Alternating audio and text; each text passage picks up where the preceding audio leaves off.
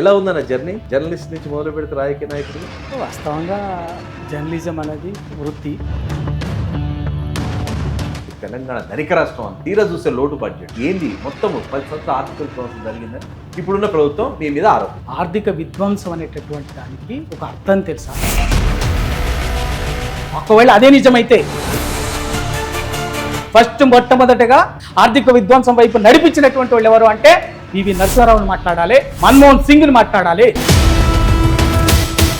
వాళ్ళు వచ్చిన కొన్ని రోజులకి మీరు డైరెక్ట్ అటాక్ చేస్తుంటే మరి మేమేం చేయాలి? మీరు తిరుగుతున్న మేము పడాలా అని మేము అటాక్ చేయాల్సి వస్తుంది వాళ్ళ వాదన. కేసీఆర్ని తాగుపోతుంటారా? మాట్లాడేటటువంటి వాళ్ళకి సిగ్గుండాలి. ఆ మాట మాట్లాడేటటువంటి మీరు ఒక్కరోజన్న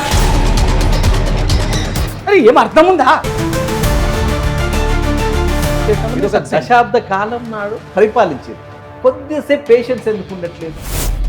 మళ్ళీ మీరు ఇక్కడ ఇంకొకటి చెప్పాలి. మీరు వినండి, ఒకటి వినండి. వాళ్ళ 6 గ్యారెంటీల మీద ఫోకస్ ఎక్కువ చేశారు. మేము అక్కడ ఫెయిల్ అయ్యాం. హైడ్రా తీసుకొచ్చింది ఫస్ట్ గత ప్రభుత్వం అంటున్నారు. ప్రజలు ఇవాళ ఇల్లు కూల్చి అల్లి కూల్చి ప్రజల్ని హింస పెట్టి గోస పెట్టి ఆ జీవితకాల స్వప్నాన్ని చెదరగొట్టి వారి గుండెల మీద బుల్డోజర్లు దించుతామంటే వాడు ఊరుకోవడం లేదు. ఒక పేదోడు భూమి ఎందుకు పోవాలి? మీకు ఎకరాలు ఉన్నాయి కదా, బినామీ పేర్ల మీద పెట్టండి. అధికారం ఇచ్చింది కదా ప్రజలు. కాంగ్రెస్ పార్టీ దీనికి భవిష్యత్తులో మూల్యం చెల్లించుకోవాల్సి వస్తుంది. రాష్ట్రానికి దెబ్బ కదా, మీరు కొట్టుకోవడం ఆయన కొట్టు. సెంట్రల్ నుంచి వచ్చే ఫండ్స్ గత ప్రభుత్వం మీ ప్రభుత్వంలో ఉన్నప్పుడు మాకు సెంట్రల్ నుంచి సపోర్ట్ లేదు. ఇప్పుడు ఈ ప్రభుత్వం అదే ఆరోపిస్తుంది. ఇవాళ తెలంగాణలో అధికారం ఇప్పుడు 3వ అధికారంలోకి వచ్చుంటే దాని లెక్క వేరుండేది.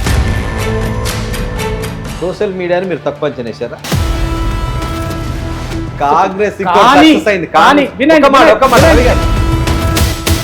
దేశంలో బీజేపీ కాంగ్రెస్ వేరు, తెలంగాణలో బీజేపీ కాంగ్రెస్ ఒక్కటే.